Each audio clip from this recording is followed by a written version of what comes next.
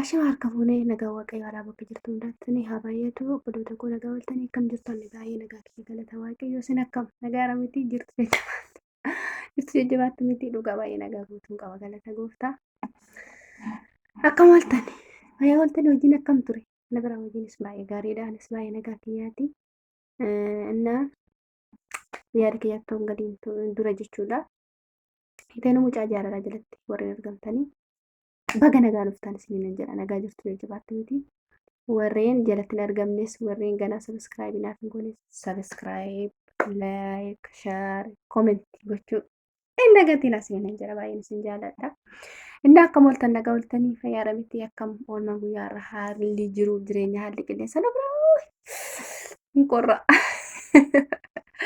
inna haalli qilleensa unu biraatiin hin qorra isin bira akkam isiniin jedha Uga waaqayyoof haa galatu egaa utuma qorruu isaallee qorrees ta'uu baates dhukkubsannee jirra waaqayyoof haa galatu jirra dhageenyarra isiniin jedha. Innaas hin nagaadha miti. Egaa yeroo qorra kana mataanis xiqqoo nama dhukkubaa xiqqoo mooyyuu bakka akka tokko nama godhaa ofii walitti nama bubbuta. Innaa hundumaaf waaqayyoo beekaa dhaga'amaa miti isiniin jedha nagaadha miti isin akkam ooltanii ootiin. Hojiin akkam fakkaatti oolmaan kun akkam fakkaatti akkam yaadaa jirtu qorra kun akkamiin nutti ulfaataa badaa amma kanatti nu miidha jettanii yaadii namaa miti yoo qorrees wayyaa uffata yabbuu uffattanii waan raaftanii galgala guyyaa ammoo uffata yabbuu uffadhaati hojjedha inni yeroo uffatanii hojjetan immoo namatti hin tolu guyyaa malee innaa waan akkasiitti isin hin jira buloota koo jirtu miti isin si yaade dhugaa baay'ee isin yaade hin jira na yaaddan immoo isinii Innaan qalbii kana nan jaaladha gaa'ifama sirratti. Innaa yaada xiqqoo tokko isiniif qabadhee dhufeen jira. Innis yaadichi maali yoo jettanii teenuuni ani uffata feesbuuk irraatii jechuudha na jajjadhe. Jennaan feesbuuk irraa eeguun uffata ajajadhu yeroo duraadhaaf jechuudha isaa ammaatu hin taane ajajadhe naani jiinsiidha jechuudha ajajadhe naa fidan jennaan isa ajajadhe miti jennaan hin deebisiisa. Kan kiyyaa miti gin kan nama biraatti inni ajeeman deebise egaa uffannaan hin jira baay'eetu jira waan ta'eedhaaf wanti keessa makiinaa keessa innaa ilaaleetanii kiyya miti nan deebise ammas lama faaratti isa sanatu hin taane karaa biraatiin hin ajajadhe garuu uffanni suni deebi'ee jira waan ta'eef karaa biraa ajajadhe kan biraa jechuudha. Innaa yeroo na ajajadhu jiinsii ji'aadha kanan ajajee kootiin lamadha surreen immoo yoo afuri jechuudha ji'a. Innaa ajajannaan naa bilbilanii jechuudha guyyaa lama booddee kootti fudhadhannaan gadi ba'ee eeguun fudhachuu namichi caabatee nan ilaalaan jedheeni aayii sharii kan natti dhiisu maaliif natti laatu inni natti laatani birrii jedhe yagguu maaliif yagguu namni ilaalee yookiin banee uffata sana dhiisu anatu miidhama natti qoxarama waan ta'eef hin barbaachisu jedhee na dide ishi jedhee maniisee nuyyuu ishi jedhee isee fudhadheetanii dhufe jechuudha birrii laadheeffatanii yagguu fidadhee dhufuu. Uffatanii yogguun banuu uffanni sadii duwwaa jira. Dura baay'ee fakkaata ka wanti itti guutanii jiru dhugaa waaqa keessaa jechuudha.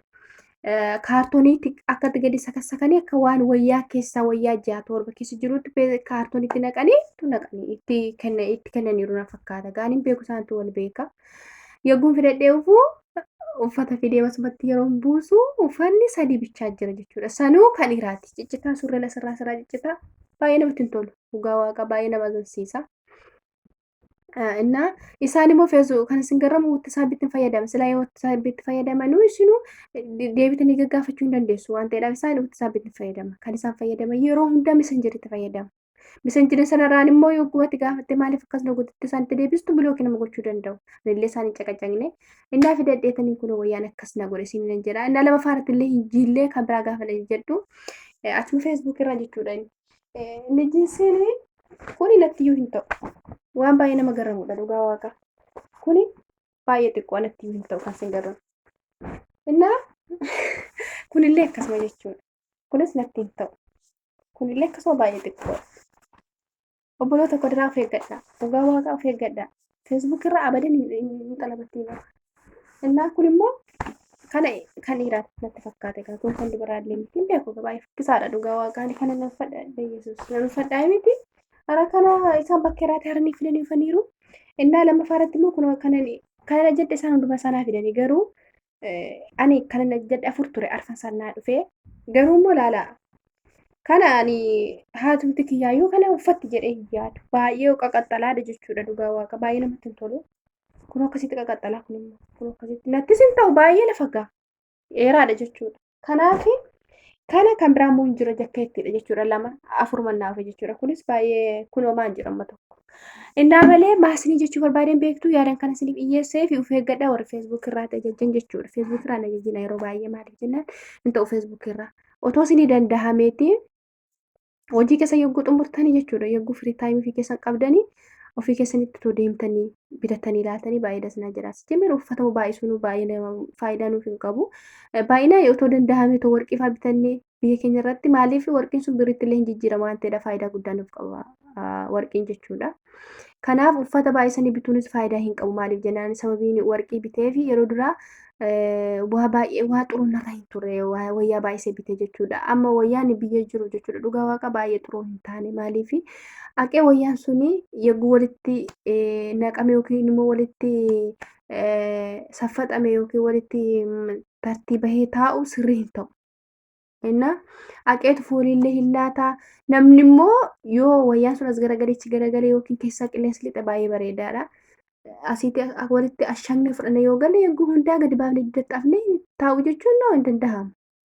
Innaa yoo danda'amillee amma tokko asitti xuruma isaa yoo bitanne iyyuu jechuudha biyyaati irratti ilaalee faashinii ufaa deemu otoo caqasni irratti bitanne baay'ee dasna jedha. Yeroo hundaa faashinii caqasuunis miidhaa guddaa qaba. Faashinii caqasuu otoo hin taane yoo hin dhufa ta'ee uffanni achiitti ilaalamee yoo irratti bitame bareedaadha isiniin jira. Innaa yaadan qabu isa kanadha. Kan isinii qabe immoo hundi keessan barumsa guddaa irratti barattu jedheetaniidha. Innaa barumsa qabu hundi isaa sababiin akkasiniin jedhee fi waan tokkoof waan lama miti namni waan namarraa barattu. Ani yoo nani miidhame isinillee akka miidhamtan hin fedhu. Innaa yoo isin miidhamtan immoo anillee akka miidhamu feetan.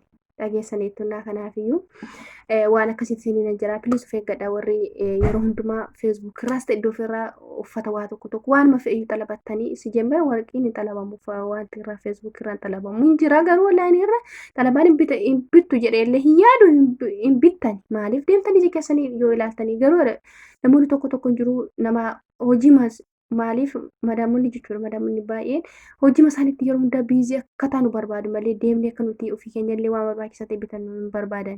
Amma gaafa yeroo hin galuudhaaf jennee jiini 2-3 nu haftuutti. Kanaaf guyyaa sanallee hunduma isaa waliin ga'u bareeda. Yoo mallee irraa fanna taane biyya keenya deemnee bitanna maal biyya namaa keessatti waan hundumaa waliin geenye hin dandeenyu sijjemmer. Innaa waan akkasitti isiniin jira buluu tokko dhugaa baay'ee ulfaataadha malee waaqayyo yaan isa isiniif baay'isuuf eeggadhaa isiniin jira haala hundumaarraa yommuu of eeggachuun bareedaadha. Warri dubartootaa immoo nuti yeroo hundaa sammuu keenya uffannaatti hidhama. Innaa uffannaattis badaa amma kana sammuu keessanii dhuunaqina. Maaliif jennaan badaa nu fayyadu uffannaan. Yoo danda'ameen baay'ata ta'e immoo tokko warqii fayyuu bitanne bareedaadha. Maaliif jennaan warqii nu fayyada biyyatti hoo galee ta'e biritti jijjiiramuu danda'ama waan ta'eef warqiin turuudha. Uffanni garuu gaafa haqni biyyatti takkaa miiccanii salbaajii ta'a. Dhugaa innuu salbaajiidha gaafa haqee takkaa miiccamu hin ta'u garuu inni biyya keenya uffata biyya keenyaatii takkaa yoo gubinne hanga waggaa meeqaatti yoo uffanne iyyuu isuma kan isaanii kana hin caala baay'ee bareeda.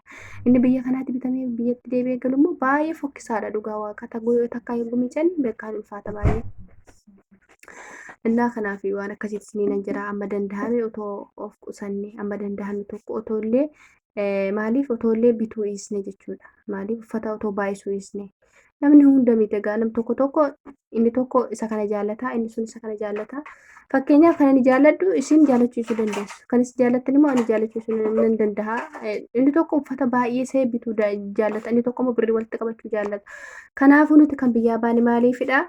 Hojjennee wanta arganne meesoo dumbulloo ta'e walirra kaawwanne biyya keenyatti immoo gallee waa godhachuuf malee uffata walirra tuullee isa kana walitti guurree biyyatti gashinee faayidaa nuu qaba jechuun miti. Sijjemmer biyyatti yeroo galus uffanni baay'ee ulfaataadha. Sababiin isaa walitti afanamaa achitti dhugaa baay'ee ulfaata. Saaxilii keessatti haqxanii yoo sarakkabtanii walitti qabdanii keessanis siniin fayyadu badaa.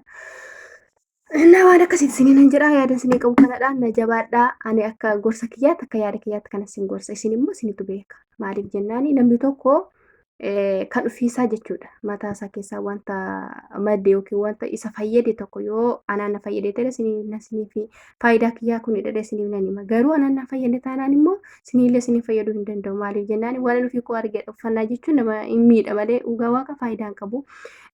Akka yeroo miizirri keessanii miizirri isaa irratti waan gadi ba'ee ol buusin beektu achirratti baay'ee ulfaataadha. Amma immoo sirriimti isaayyuu haala ulfaataa keessa jira.